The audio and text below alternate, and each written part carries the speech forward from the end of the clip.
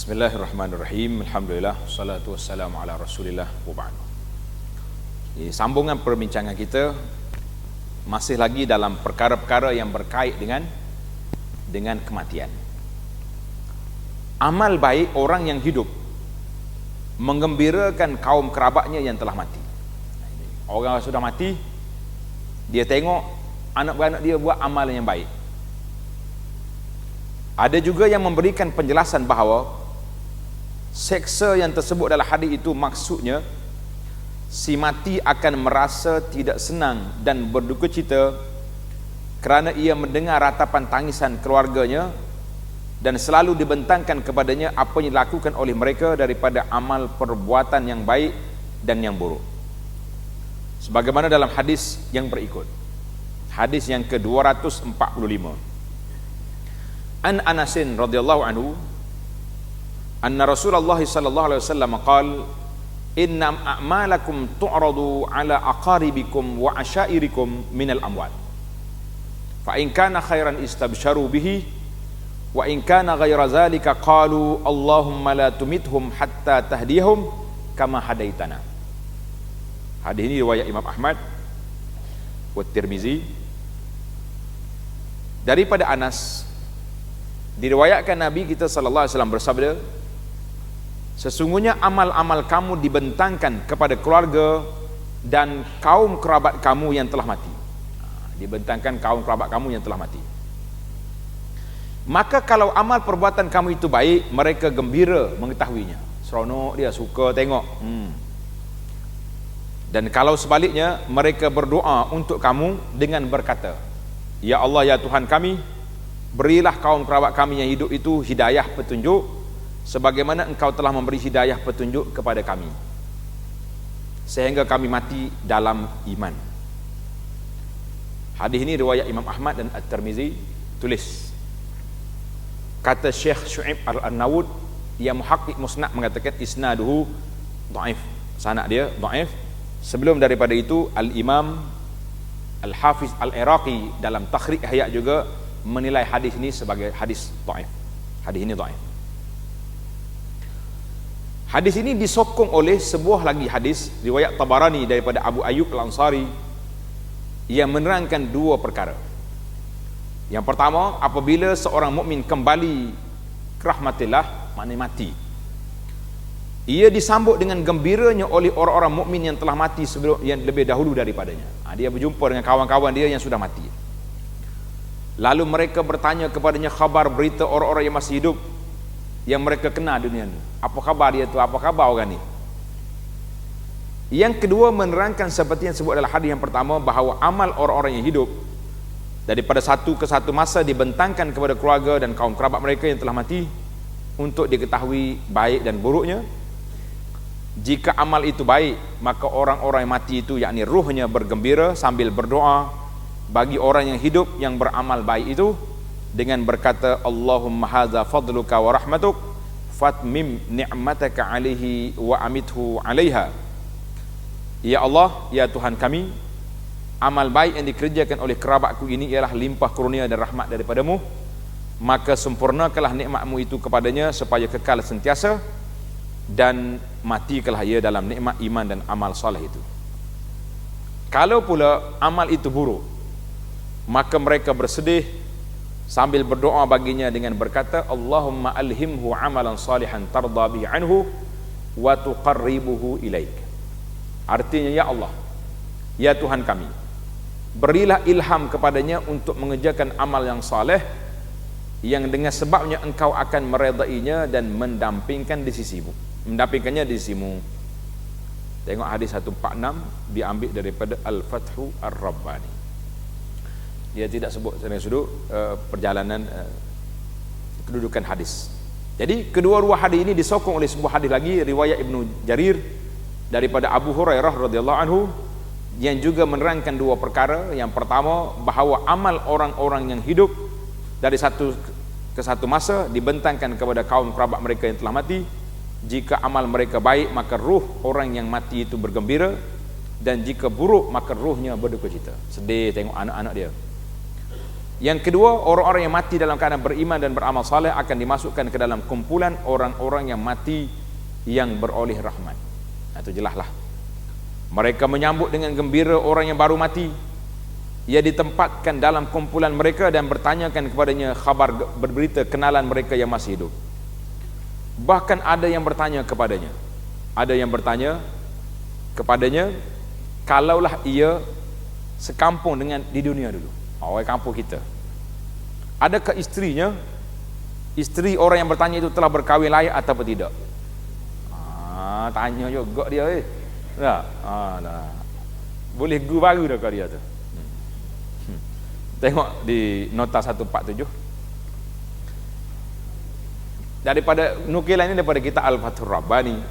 Menurut penjelasan penulis, bahawa ketiga-tiga hadis ini setengahnya menguatkan yang lain. Mana hadis tu hadis dhaif belaka. Cuma dia cuba nak kuatkan, kerana tu dia cari jalur-jalur, jalan-jalan yang lain.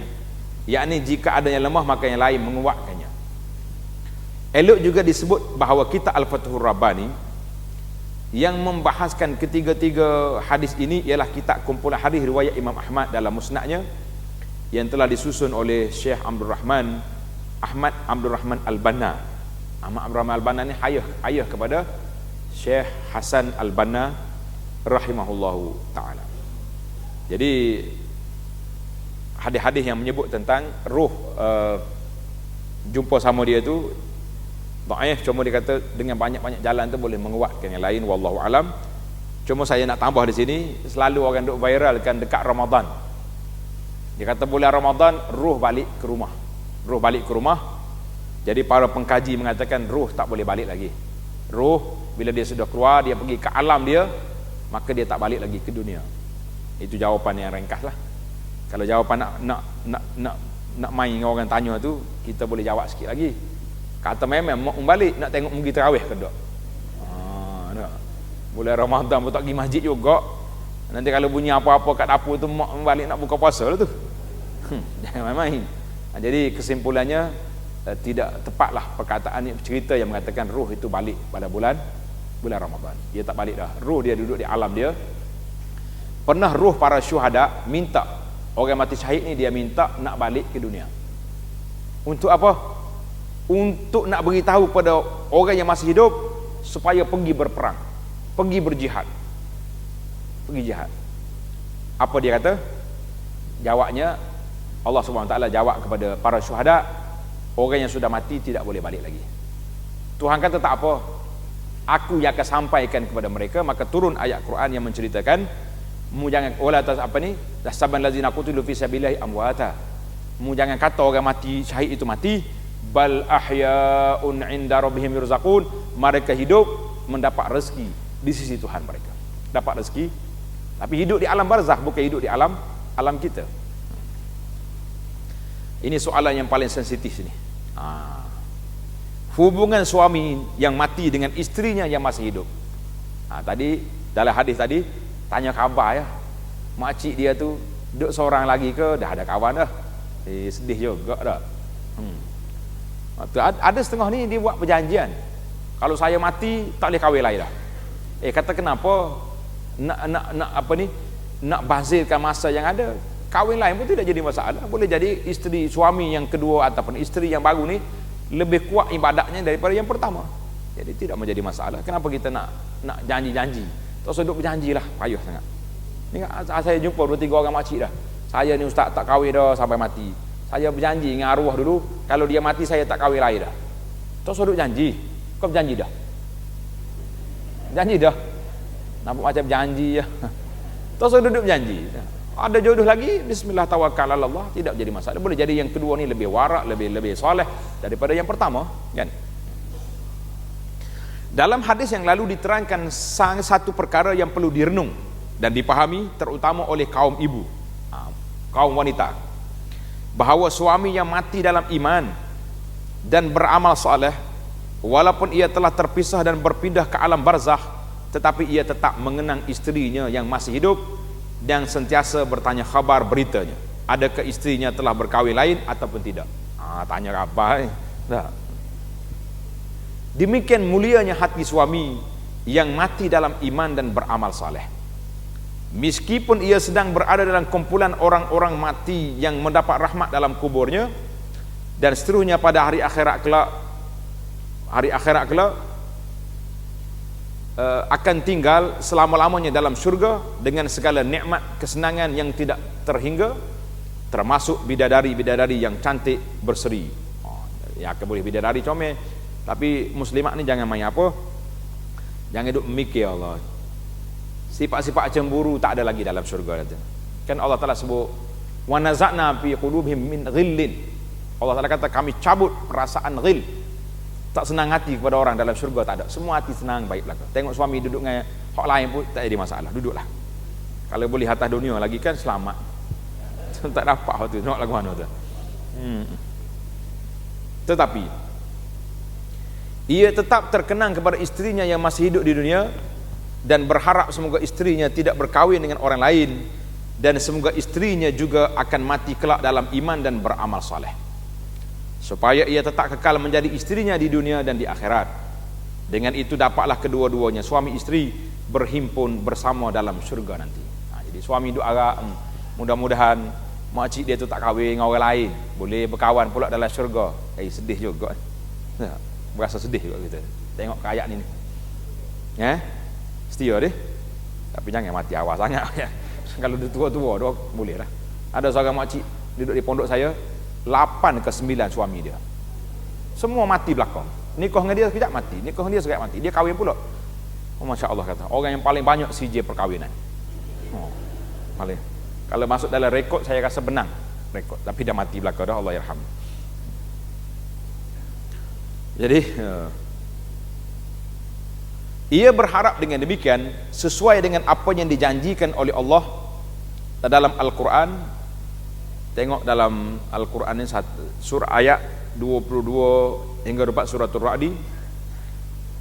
Lihat terjemahan dalam tafsir Ar-Rahman, dia tak bagi sini. Jadi alladzina taba'athum zurriyyatuhum alhaqna bihim zurriyyatahum. Jadi Allah kata alhaqna bihim zurriyyatahum, maknanya zuriat dia ni akan berkumpul balik dalam syurga esok insya-Allah. Jadi kita sama-sama beramal ibadat.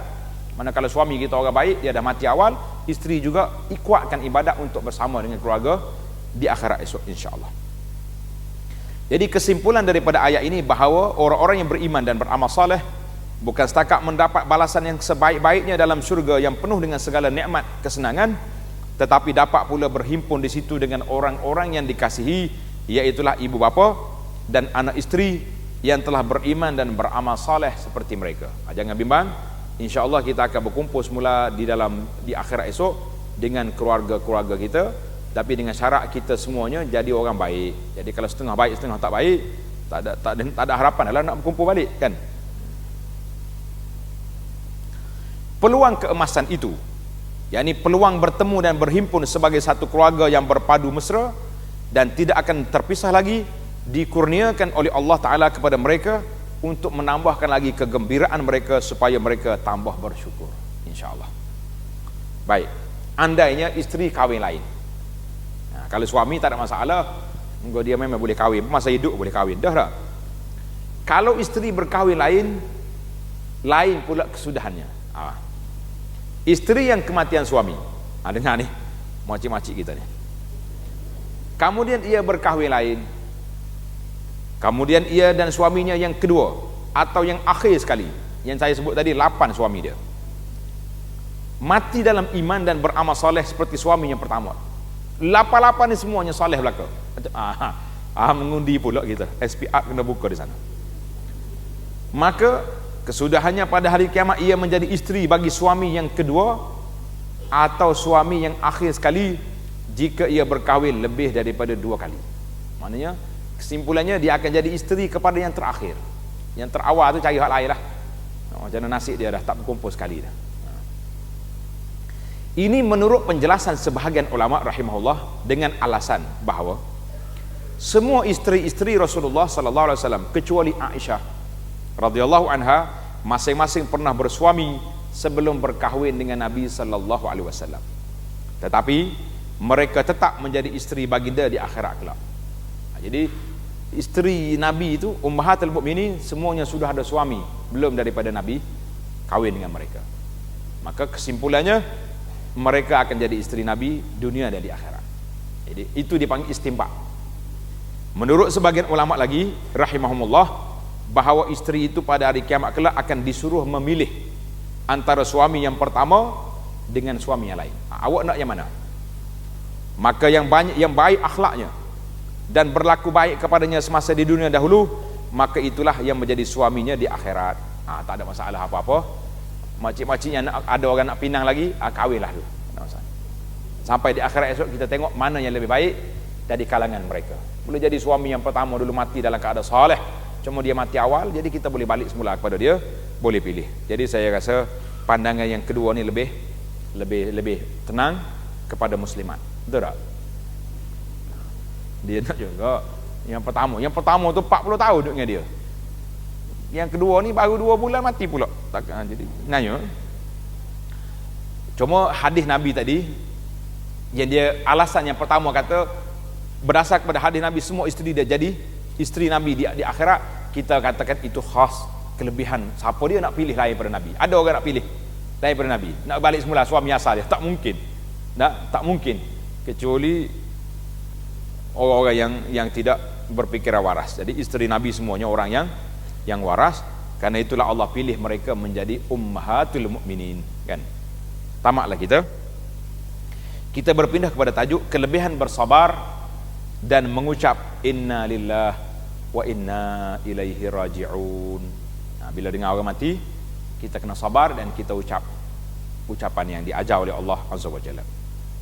Orang-orang yang beriman dituntut oleh syarak supaya bersikap sabar, terutama dalam masa menghadapi kesusahan. Jangan duduk mengeluh. Sama ada kesusahan itu berupa kematian orang-orang yang dikasihi, atau berupa kemalangan yang menimpa tubuh badan, atau harta benda dan sebagainya. Kita tak kira apa saja yang berlaku. Dan saat yang genting itu adalah kita bersabar dan bertenang sambil berserah bulat-bulat kepada Allah Ta'ala yang bersifat Rahman dan Rahim dengan menyebut inna lillah wa inna ilaihi raji'un. Sesungguhnya kami adalah kepunyaan Allah dan kepada Allah jualah kami kembali.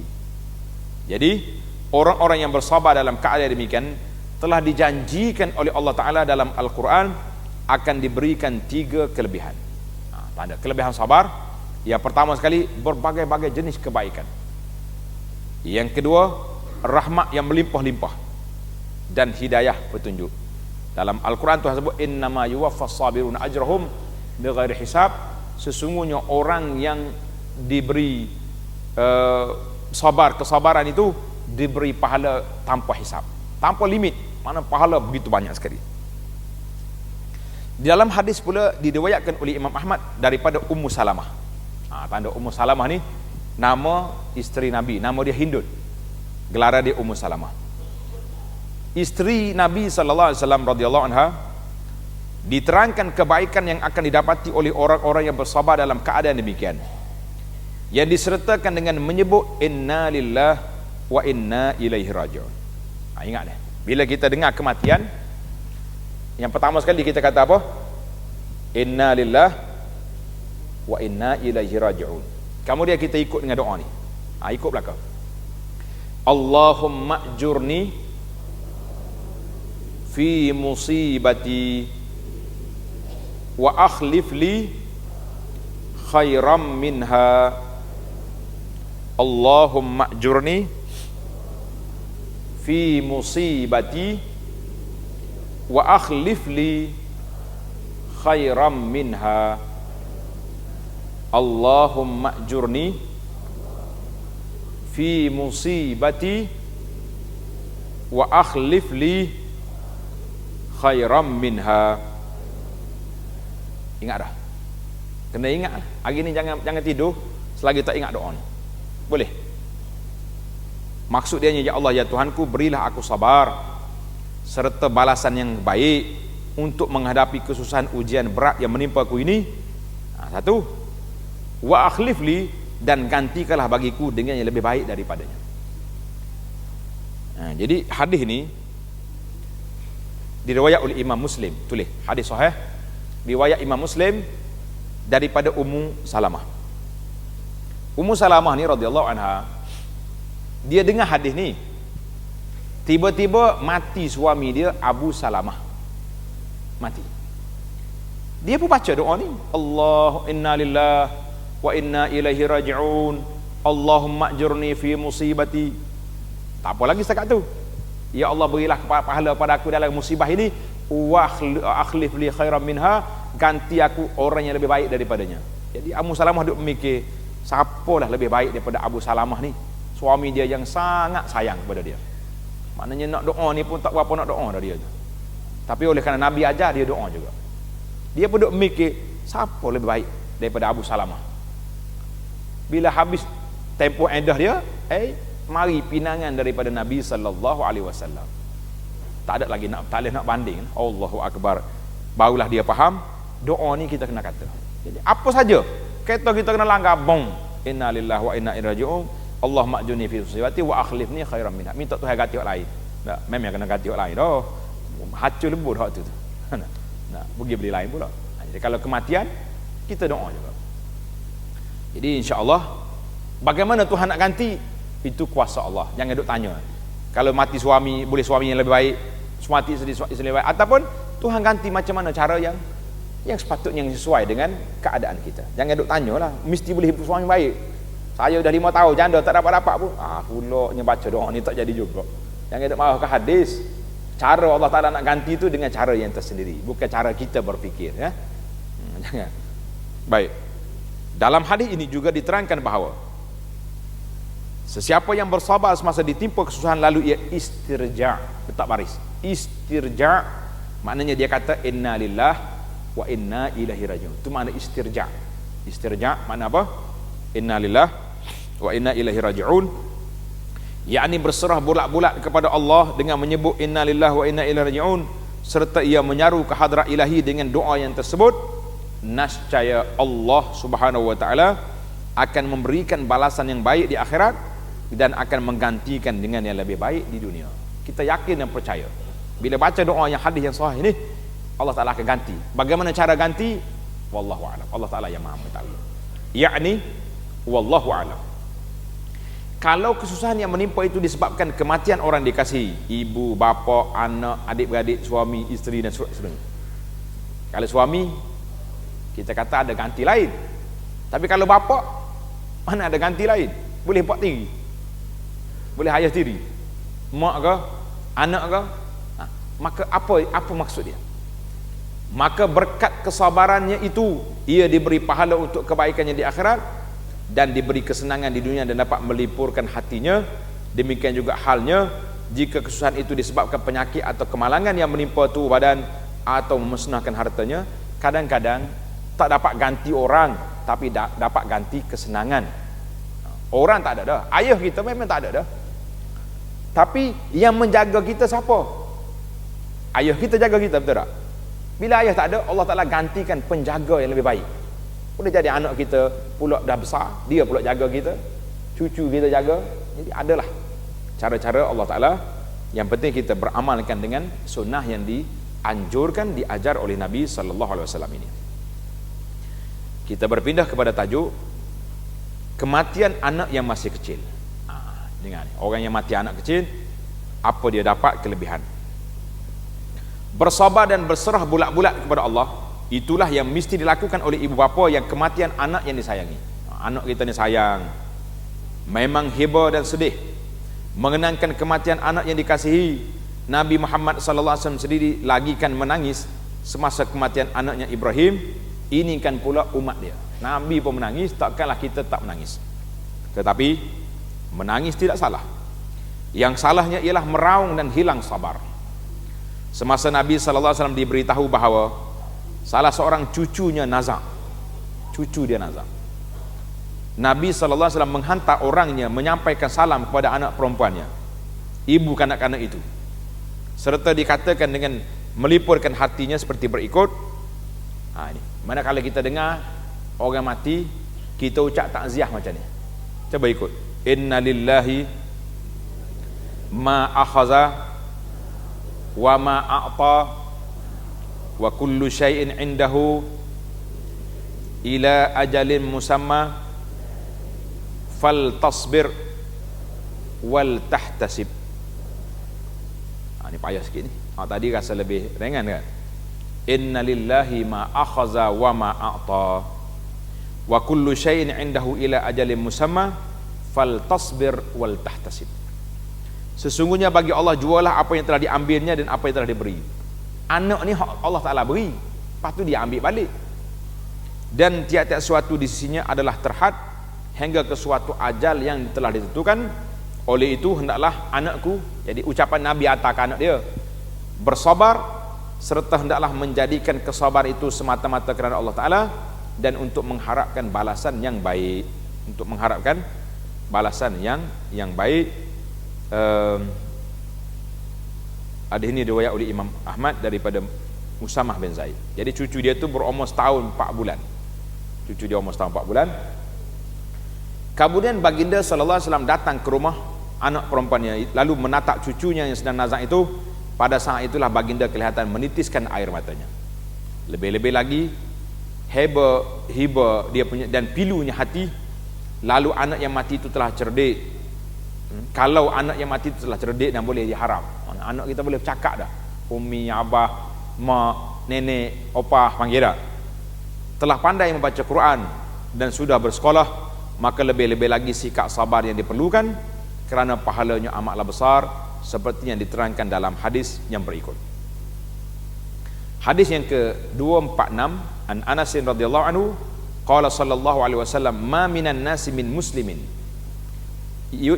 yutawaffa lahu thalathatun lam yablughul hizz illa adkhalahu Allahul jannah bifadli rahmatihi iyyahum, rawahul Bukhari. Daripada Anas radhiyallahu anhu katanya, Rasulullah sallallahu alaihi wasallam telah bersabda, mana-mana orang Islam yang mengalami kematian 3 orang anaknya yang masih belum balik. Maknanya belum balik ni 15 tahun ke bawah. Melainkan ia, suami isteri akan dimasukkan Allah ke dalam syurga dengan sebab limpah kurnia dan rahmatnya kepada kanak-kanak itu yang bersih suci daripada dosa. Hadis ini riwayat Bukhari. Ada tak di kalangan kita yang anaknya mati kecil? Ada? Alhamdulillah kata. Bukan nak suruh mati, dah mati dah. Lama kan hak hidup pula klik doa, ya Allah matilah cucu aku ni. Pasal nak ambil pahala, tak boleh suruh orang mati. Kalau dia mati kita berdoa. Ibu bapa yang kematian 2 anak juga mendapat balasan yang sama seperti kematian 3 anak. Ini diterangkan dalam hadis sahih riwayat Imam Bukhari rahimahullahu taala daripada Abu Sa'id Al-Khudri bahawa semasa Rasulullah sallallahu alaihi wasallam menerangkan kepada sekumpulan kaum ibu tentang balasan baik yang akan dapati oleh orang Islam yang kematian 3 orang anak. 3 orang anak mati. Seorang ibu yang hadir bertanya, jika kematian 2 orang lagu mana? Dia tanya Nabi, Rasulullah, kalau 2? Baginda sallallahu alaihi wasallam menjawab, 2 pun begitu juga balasan. Mujur dia tolong tanya dah. Jadi ada tak yang 2 orang mati? Dapat. Bahkan orang Islam yang kematian seorang anak pun mendapat balasan yang sama seperti yang kematian 3 orang dari 2 orang, 3 atau 2 orang anaknya. Ini dipahamkan daripada sebuah hadis sahih riwayat Imam Bukhari rahimahullah taala daripada Abu Hurairah radhiyallahu anhu. Jadi hadis-hadis ini juga menjadi dalil bahawa anak-anak orang Islam yang mati sebelum baligh bulat-bulat. Sedap dia ayat dia bulat-bulat lalu. Mana bulat ni mana tak ada dah. Tak ada khilaf dah masuk syurga. Kerana kalau mereka menjadi sebab kemasukan ibu bapanya ke dalam syurga, maka diri kanak-kanak itu sendiri lebih aula dan juga kerana mereka tidak dikira berdosa sebelum baligh. Dalam sebuah hadis juga diterangkan bahawa anak orang-orang Islam yang mati sebelum baligh akan mendahului kedua ibu bapanya di pintu syurga dan akan membukanya untuk mereka. Allahu Akbar. Jadi anak kita mati kecil ni, dia tak berdosa, dia pergi tunggu nak buka pintu kepada mak ayah dia ke syurga, insya-Allah. Jadi orang yang mati anak ni sabarlah, jangan duduk duka cita, jangan duduk sedih. Sebab apa? Kita berpeluang mendapat syafaat mereka untuk ke syurga nanti. Tapi jangan pula tak solat. Saya 3 orang dah anak mati ni, tak payah semayalah. Tak pakai tunggu anak heret masuk syurga lalu. Jadi tak jadilah gitu. Kita kena ada pintu, kita kena ada macam apa ni, kena ada tempat dalam syurga dulu baru boleh masuk dalam pintu. Perbincangan masalah anak orang kafir. Anak orang kafir masuk Islam itu boleh pergi syurga ke tidak? Anak orang-orang kafir yang mati sebelum baligh meskipun ada bahasanya kerana ada keterangan hadis-hadis yang berlainan mengenainya, tetapi kesimpulannya bahawa mereka ditempatkan dalam syurga. Jadi Tuan Syekh kita ni tak nak cakap panjang, dia kata kesimpulan. Menurut Imam Nawawi rahimahullahu ta'ala, inilah kesimpulan yang sahih yang dipilih dan diakui oleh alim ulama ahli tahqiq. Maknanya benda tu khilaf. Jadi ada yang mengatakan anak-anak orang kafir ni tak masuk dalam syurga, bahkan dia ni pakai gitu ya, lepas ya, syurga pun tak, neraka pun tak. Tapi Imam Nawawi kata ahli tahqiq dalam kitab, sebagaimana disebut dalam kitab Fathul Bari dan oleh Ibn Hajar, mengatakan bahawa mereka ini dimasukkan dalam syurga dengan limpah kurnia Allah Azza wa Jalla. Sebab apa? Sebab dia tak berdosa. Yang kafirnya mak ayah dia, dia tak bincang di sini masalah anak zina. Anak zina ni nak hidup mana? Ada juga orang duduk ceritanya masalah ini. Jadi anak zina juga mereka tidak berdosa. Yang berdosanya pak mak dia yang berzina tu berdosa. Jadi mereka ni kalau dia orang baik, insya-Allah taala tidak menjadi halangan untuk mereka ke syurga. Jadi kalau kita dapat anak zina, jadi anak angkat ke apa, tak usahlah duk pandang hina kepada mereka, kerana dia tak berdosa.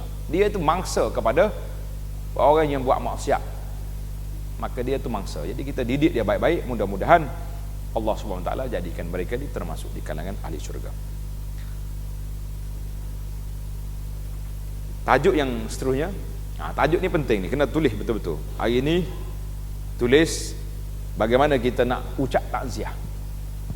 Ni bila mendengar orang mati, duk hapus gambar. Dalam grup tu ada 100 orang. Kalau ada 100 gambar Al-Fatihah, jeng telefon orang. Jeng telefon dah. Kacau betul, kesian. Kalau orang pakai handphone boleh tahanlah, sebab handphone tu dia boleh block, tak payah masuk gambar. Tapi setengah handphone ni jangan. Semua gambar hak masuk duduk dalam memori orang tu belakang. Jadi kawan tu kerja dia kau duduk main delete Al-Fatihah kita ya. Al-Fatihah dia baca dak juga, dia post ya, dia tak gambar ya. Pasal itulah saya tengok kesian kali ahli grup ni. Kan kita hari ni semuanya bermazhabkan mazhab wasafi. Nah, mazhab WhatsApp belakang ni, mazhab wasafi dia panggil. Pagi-pagi duduk post Assalamualaikum, selamat pagi. Tak usah lah, tak ada kerja tu. Nyanyi ke kawan tu, jam telefon dia dah. Pagi-pagi duduk post benda ni, jangan duduk tulis. Jadi yang kita nak tulisnya, kalau ada kata-kata yang baik, tulis je. Assalamualaikum saudara semua, alhamdulillah semoga ceria. Tulis dengan tulisan, jangan duduk post gambar-gambar yang menjamkan telefon orang. Nah, jadi susah. Jadi jangan buat. Sama juga bila ada orang mati, semua tulis kat bawah tu. Tak payah tulis, tak payah hantar gambar. Kalau awak nak doakan, doakan dia. Nak baca Fatihah, bacakan dia. Tak usah duk tulis-tulis kat situ. Pakat tulis belakang. Mengucap takziah kepada waris si mati. Menurut hukum syarak, sunat mengucapkan takziah kepada orang yang kematian kerabatnya, iaitulah menghiburkan hatinya dengan memintanya supaya bersabar dan mendoakan bagi si mati semoga Allah memberi rahmat dan mengampuninya. Ini diterangkan dalam hadis nombor 247 an Amr bin Hazmin radhiyallahu anhu anin Nabi sallallahu alaihi wasallam qala ma min mu'minin yu'azzi akhahu bi musibatin illa kasahu Allah azza wa jalla min hulalil karamati yaumal qiyamah, rawahu Ibnu Majah wal Baihaqi, sanadnya hasan. Maksudnya mana-mana orang mukmin yang mengucapkan takziah. Apa dia maksud mengucap takziah? Bukan hatta takziah. Ni ada orang ni dak, bila tengok orang ni ada musibah, dia tulis takziah. Itu tajuk. Mana ucapannya? Sama juga bila orang kahwin, tahniah. Tahniah tu tajuk. Mana tahniahnya? Belum beri lagi. Ini masalah kita ni. Orang macam ni kalau pergi rumah kita, senang ya, letak pinggan. Mana nasinya? Belum lagi. Baru bagi tajuk. Jadi kalau kita kata takziah, maksudnya mana ucapan takziah? Takziah tu tajuk. Ucapannya mana? Jadi saudaranya, mana-mana orang mukmin yang mengucapkan takziah kepada saudaranya yang sesama Islam, ucap takziah, bukan tulis takziah. Tulis itu. Kita ni banyak tulis. Nah, ucapan tak ada. Yang sedang menanggung sesuatu kesusahan dan ujian berat, melainkan ia akan diberi balasan yang sebaik-baiknya oleh Allah Azza wa Jalla, iaitu dimuliakan dan dipakaikan dengan persalinan yang serba indah daripada pakaian kemuliaannya pada hari kiamat kelak. Allah. Hadis ini sanadnya hasan, riwayat Ibnu Majah dan juga Al-Baihaqi. Bila ke masa takziah? Tengok. Masa bertakziah ialah selama 3 hari. Mulai daripada hari si mati dikebumikan. 3 hari je boleh. Lepas pada tu tak boleh, tidak dibenarkan, kerana Islam ini tak benar kita bersedih lebih daripada tempoh. Islam ni bukan agama nostalgia semata-mata, tapi agama jad, agama yang kita nak buat kerja. Untuk sedih je.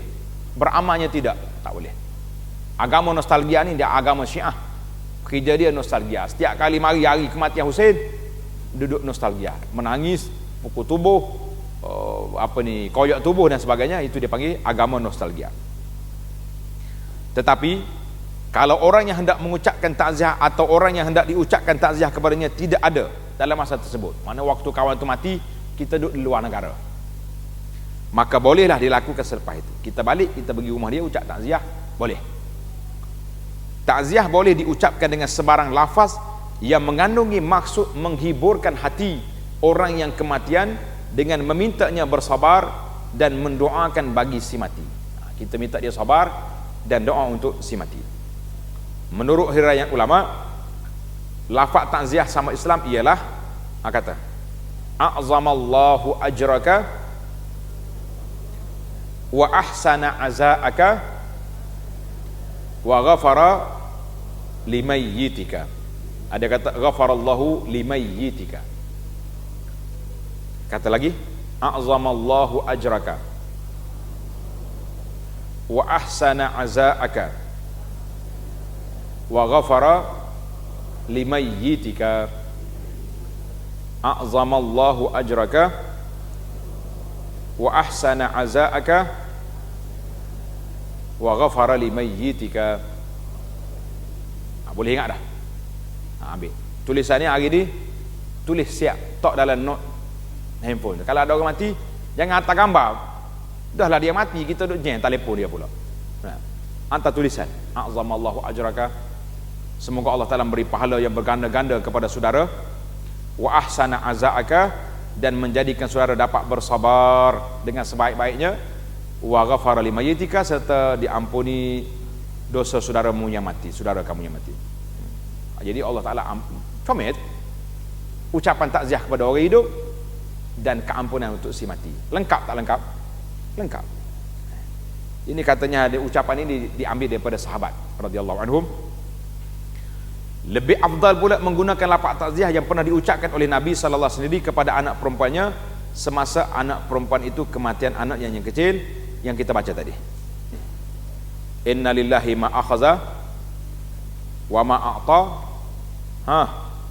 wa kullu syai'in 'indahu ila ajalin musamma faltasbir wal tahtasib. Ini ucapan ini hak Nabi sendiri ucap, lagi lengkap. Ataupun kita ambil yang diucap oleh sahabat, a'zamallahu ajraka, kalau orang itu perempuan, a'zamallahu ajraki wa ahsana azaaki wa ghafara limayyitiki. Kaki dua aja. Ka tu laki-laki, ki wanita. Ada kalanya Nabi sallallahu alaihi wasallam menggunakan lafaz yang lain seperti yang terdapat dalam ucapan takziahnya kepada sahabatnya Muaz bin Jabal radhiyallahu anhu dalam sepucuk suratnya kepada Muaz. Jadi boleh kita atas surat takziah, boleh kita atas SMS, kita atas WhatsApp, atas email takziah boleh. Baginda sallallahu alaihi wasallam menyebut di antara lainnya, fa'azamallahu lakal ajra wa alhamaka sabra wa razaqna wa iyyaka syukra. Sedap. Ayo ikut. Fa'azamallahu lakal ajra. Kalau nak hantar surat tak payah fa, guna a'zamallahu lalu. Fa tu tak payah. A'zamallahu lakal ajra wa alhamaka sabra wa razaqna wa iyyaka asyukra. Boleh. Jadi artinya oleh itu, tak payah oleh itulah. Pakas tulis semoga, tanda situ. Semoga Allah memberikan pahala yang berganda-ganda serta mengilhamkan sabar kepadamu, dan semoga Allah mengurniakan kita bersama dengan sifat syukur dalam segala keadaan, susah dan senang. Pandai itu tak? Ada 3 lafaz takziah. Kalau kita boleh hafal satu pun cukuplah. Daripada tak ada langsung, daripada duk tulis tajuk takziah. Kalau orang kahwin tahniah, doa tak ada, ucapan tak ada, baru bagi tajuk. Jadi saya nak para jemaah yang belajar ni, kita hantar tajuk dan ucapan sekali. Hantar tajuk dan ucapannya sekali. Baik. Orang yang menerima takziah, apa kita nak jawab? Ini menarik ni. Orang yang diberikan ucapan takziah dikehendaki menjawab. Apa jawapan kita? Jazakallahu khairah. Kata. Ataupun jazakillahu khairah. Contohnya kalau orang telefon lah, call lah. Dia pun cakap, saya ucap takziah kepada saudara, saudari, a'zamallahu ajraki wa ahsana azaaki wa ghafarallahu limayyitiki. Kita jawab jazakillahu khairah kalau dia perempuan. Kalau dia laki-laki, jazakallahu khairah. Ini kena ingat ni. Ni ramai orang silap ni. Bila dia atas surat, dia tulis jazakallah. Jazakallah tu ayat tergantung tak habis. Jazakallah, Allah Taala balas kamu. Balas apa? Nak suruh mati juga. Bahaya ayat tu. Jazakallahu khairah, Allah Taala balas kepada awak kebaikan. Barulah lengkap dia punya ucapan. Kita jangan, kita belajarkan BM bahasa Malaysia ni, ayat tergantung tak boleh. Ayat tergantung tak boleh. Jadi kita kena buat ayat yang lengkap. Dengar ada cerita isteri dia pecah pinggan, berterabur kuih kat dapur. Dengar dah? Duduk lagi. Cerita kat lain lagi. Cerita saja nah. Cerita hilang mengantuk ni panggil. Suami ni pergi ziarah kawan dia. Kawan dia tu nama muda. Kawan dia nama muda. Jadi dekat nak balik, isteri muda sana ni kirimlah kuih semangkuk. Dia bawa balik ke kak rumah. Dia balik, bini dia pun makan sedapnya kuih. Siapa dia bagi ni? Dia kata isteri muda kirim. Oh, meletup. Isteri muda kirim pula dah. Dia tahu tak jaga awal-awal. Kalau tidak aku letup sekali ke kepala kau. Jadi lepas pada kelahi hangit dah. Bukan isteri aku. Muda kawan kita tu. Allahu akbar, astaghfirullahalazim. Bini dia mengamuk lagi dah. Bahasa ayat tak habis. Isteri muda. Jangan doa kita. Perang dunia lah kita dah. Jadi lama kita doa ni pun jazakallahu khairan ni banyak orang salah sini. Ingat hati-hati. Kita kata jazakallahu khairan. Kalau nak tambah lagi khairan katsira mubarakat. Jadi bolehlah kita tambah. Jadi jazakallahu khairan pun lengkap dah. Kita ambil lagi masalah yang berat sikit, iaitulah masalah hutang si mati. Hutang si mati. Membayar hutang si mati. Si mati ni berhutang. Anak dia sedap. Mana-mana orang yang ada hutang dengan mak saya ni, saya akan bayar. Jangan sedap. Kalau dia cakap macam tu, bermakna hutang mak dia berpindah ke atas kepala anak. Ajar betul-betul ayat. Siapa-siapa yang ada berhutang ayah saya ni arwah ni, sila jumpa saya, kita bincang. Baru tadi ada setengah kita dengar, mana-mana orang yang berhutang dengan arwah ni saya akan bayarkan. Sudah. Jadi mayat tu sudah tak ada hutang lagi, ya hutangnya naik ke atas anak dia. Bila orang hutang bagi tengok, Masya Allah, ayah dia berhutang 200,000. Oh, jual tanah lah gitu jawabnya. Jadi bahasa tu menjadi tanggungjawab. Jangan main bahasa. Orang mati yang berhutang hendaklah disegerakan membayar hutangnya, kerana hutang itu berat kesannya kepada si mati. Ini diterangkan dalam hadis yang berikut, hadis 248 an Abi Hurairah radhiyallahu anhu qala Rasulullah sallallahu alaihi wasallam nafsul mu'min mu'allaqatun bidinihi wala bidainihi. Nak baca dal bagi atas ke bagi bawah?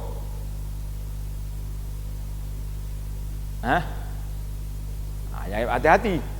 Baca tengok seperti yang ditulis tu. Bidainihi, dengan hutangnya. Kalau kata dinihi, dengan agama dia, lain tu. Hatta yuqda anhu, rawahu Tirmizi. Maksudnya roh orang mati yang beriman tergantung di awang-awang dengan sebab hutangnya, sehinggalah hutangnya dibayar oleh warisnya atau orang lain. Itu saya sebut tadi, waris pun jangan duk tanggungjawab. Kata nak bayar hutang, kata nak bincang hutang, boleh. Menurut Imam As-Suyuti, maksud rohnya tergantung, yakni tertahan daripada sampai ke tempat yang mulia, tersangkut dengan hutang.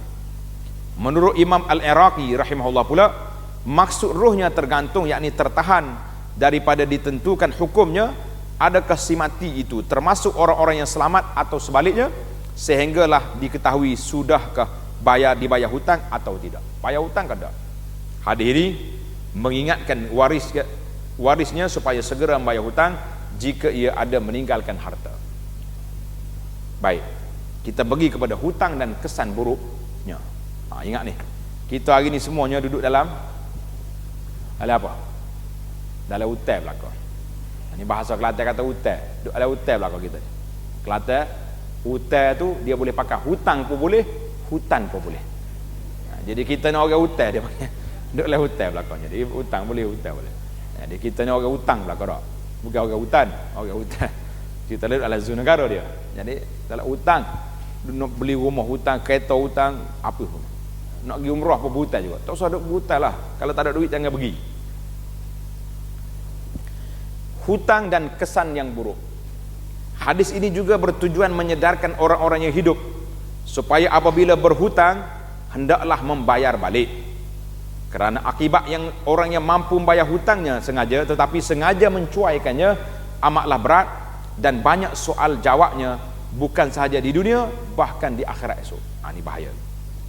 Lainlah halnya kalau ia tidak mampu membayar hutangnya semasa hidup, sedang tetap berazam hendak membayarnya sehinggalah ia meninggal, dan ia pula tidak meninggalkan harta semasa mati, dan tidak ada pula warisnya dan pihak lain yang menolong membayarnya, maka orang yang demikian keadaannya, Allah jualah yang akan menolongnya, melepaskan tanggungannya daripada hutang itu dan memberi pahala kepada orang yang memberikan hutang itu sebagai ganti hutangnya. Mana orang ni memang perlu sungguh duit, sakit dia, nak beli ubat tak ada, pergi berhutang orang, dan dia niat nak bayar tapi tak terbayar kerana kemiskinan. Kata di penulis kita ni, mudah-mudahan Allah Ta'ala ampunkan dia, ampunkan orang ini, dan diberi ganti kepada siapa? Kepada tuan hutang itu dengan pahala. Allah Ta'ala maha kaya. Ini bermakna orang yang memberi hutang mendapat pahala dua kali. Sekali kerana memberi hutang untuk menolong orang yang memerlukan pertolongannya, dan sekali lagi bagi menggantikan haknya yang tidak dapat dibayar oleh orang yang berhutang. Jadi hak dia demikian. Dalam hadis juga diterangkan bahawa orang yang mampu membayar hutang tetapi sengaja mencuaikannya sehingga dia mati, ia akan membayarnya pada hari akhirat daripada amal kebajikannya. Berat ke tak berat? Amalan kita dah tak banyak dah, kita beri ke orang pula. Dalam hadis juga diterangkan, semasa Rasulullah sallallahu alaihi wasallam diminta menyembahyangkan satu jenazah, dan apabila baginda mengetahui si mati itu menanggung hutang, Nabi sallallahu alaihi wasallam menyuruh sahabat-sahabatnya menyembahyangkan. Nabi kata, "Sallu antum." Salat kamu. Tetapi apabila baginda mendengar salah seorang yang hadir sanggup membayar hutang itu, barulah Rasulullah sallallahu alaihi wasallam menyembahyangkannya. Jadi orang sanggup, maka orang itu bertanggungjawab di hadapan Allah Azza wa Jalla. Ada kalanya Nabi sallallahu alaihi wasallam bertanya, apabila jenazah dibawa kepadanya untuk disalatkan, adakah si mati berhutang? Jika diberitahu bahawa ia berhutang, Nabi sallallahu alaihi wasallam bertanya lagi, adakah si mati meninggalkan harta untuk membayar hutang? Jika ada, Nabi sallallahu alaihi wasallam menyembahyangkannya. Jika tidak, baginda sallallahu alaihi wasallam menyuruh sahabat-sahabatnya salat. Ini masalah kita. Masalah hutang ini yang memerangkapkan kita sendiri di akhirat esok. Hadis ini riwayat Imam At-Tirmizi. Menurut huraian ulama, Nabi sallallahu alaihi wasallam enggan menyembahyangkan jenazah si mati yang berhutang adalah merupakan amaran kepada umatnya supaya mereka jangan mencuaikan hutang yang akan menyusahkan mereka semasa mati, dan supaya mereka menghormati hak orang lain, yakni pemberi hutang yang telah berbudi menolong semasa mereka memerlukan pertolongan. Orang mari minta hutang kita beri itu bantuan daripada kita sebenarnya, tapi dia pula kacau. Subhanallah. Yang kedua, kerana Nabi sallallahu alaihi wasallam sendiri atau Baitul Mal masih kosong dan tidak dapat membayar hutang orang-orang yang mati yang berhutang pada waktu itu.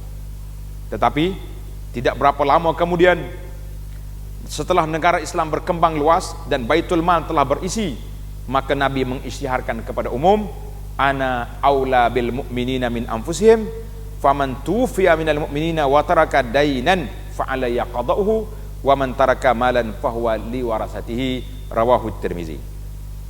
Aku adalah berhak menolong orang-orang yang beriman lebih daripada mereka sendiri.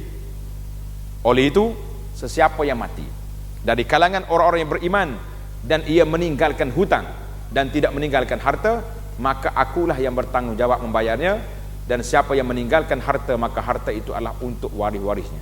Jadi alhamdulillah, itu dia panggil rahmatnya Nabi sallallahu alaihi wasallam. Dia letak hutang orang yang berhajat itu di Baitul Mal. Tapi kita hari ni kalau Baitul Mal nak bayar hutang orang, kosonglah Baitul Mal. Bukan setakat membayar hutang si mati itu, bahkan Nabi sallallahu alaihi wasallam menyembahyangkan jenazahnya. Demikian kasihnya Rasulullah sallallahu alaihi wasallam kepada umatnya yang sudah semestinya dikenang dan dipatuhi tunjuk ajarnya, serta berselawat banyak-banyak kepadanya sallallahu alaihi wasallam. Kepada pihak berkuasa Islam yang datang kemudian, Nabi sallallahu alaihi wasallam mengarahkan mereka membayar hutang si mati yang tidak meninggalkan harta. Mereka dikehendaki membayarnya kepada daripada Baitul Mal di wilayah masing-masing. Ini diterangkan dalam hadis berikut, An Salman Al-Farisi radhiyallahu anhu Nabi sallallahu alaihi wasallam, man taraka malan faliwarasatihi wa man taraka dainan fa'alayya wa 'alal wulati min ba'di min baitil mal, rawahu Tabarani. Maksudnya, sesiapa yang meninggalkan harta, maka harta untuk waris-warisnya. Aku tak ambil hartamu. Dan siapa yang hanya meninggalkan hutang, maka hutang itu adalah menjadi tanggunganku dan tanggungan ketua-ketua pemerintah Islam yang datang kemudian untuk membayarnya daripada Baitul Mal. Hadis ini riwayat At-Tabarani. Jadi kalau kita hari ini hadis ini diguna kepada Baitul Mal negeri masing-masing, jawabnya kosonglah Baitul Mal, tak adalah semua orang berhutang belaka. Tapi maksud dianya orang yang berhutang yang memang perlu, macam orang yang tak ada duit, sakit dan sebagainya, maka bolehlah dia. Yang terakhir perbincangan kita, wasiat si mati. Waris-waris si mati dituntut menyegerakan urusan wasiatnya dan menyempurnakannya. Jika ia meninggalkan harta yang diwasiatkan, supaya ia segera mendapat pahala dan supaya orang-orang yang diwasiatkan segera mendapat faedahnya, lebih-lebih lagi bahkan wajib disegerakan kalau orang-orang yang berhak itu menuntutnya, atau mereka dari golongan fakir miskin, ataupun si mati telah berwasiat supaya disegerakannya. Jadi ingatlah, Tuan Syekh kata hadis-hadis insya-Allah akan disebut di bab wasiat dalam Mustika Hadis jilid yang lain, tak tahu ada ke tak. Jadi masalah wasiat ni kita kena ingat, bila orang mati, tanda di kitab, bila matinya seorang manusia, yang pertama sekali harta peninggalan dia tu boleh ambil untuk apa? Pengumpulan dia, urusan jenazah, ke bumi, nak mandikan dia, kafan dia, kain kapan dia, dan masuk dalam kubur. Itu je boleh ambil. Program-program lain yang orang duduk buat senarai sampai 5,000 ke berapa? Satu jenazah, satu pengurusan, itu tidak termasuk dalam perkara yang dianjurkan oleh Islam. Itu menyusahkan. Jadi kita buat cakap tu. Kemudian yang kedua, tunaikan hutang dia. Hutang dia ditunaikan. Yang ketiga, wasiat. Nah, yang keempat, kalau lebih lagi harta, barulah dibahagikan pusaka. Dibahagikan pusaka kepada anak-anak yang ditinggalkan itu. Kalau tidak, kalau tak ada wasiat, tak ada lah. Jadi itu dipanggil wasiat, didahulukan daripada bagi pusaka. Alhamdulillah, tamatlah kita. InsyaAllah kita akan pergi kepada isu yang agak berat, iaitulah masalah membunuh diri dan juga orang yang mati syahid di dalam perbincangan kita yang akan datang. Jadi saya akhiri majlis kita ini dengan tasbih kafarah. Subhanakallahumma wa bihamdika, asyhadu an la ilaha illa anta, astaghfiruka wa atubu ilaih. Wa sallallahu ala nabiyyina Muhammad wa ala alihi wa sahbihi ajma'in, walhamdulillahi rabbil alamin.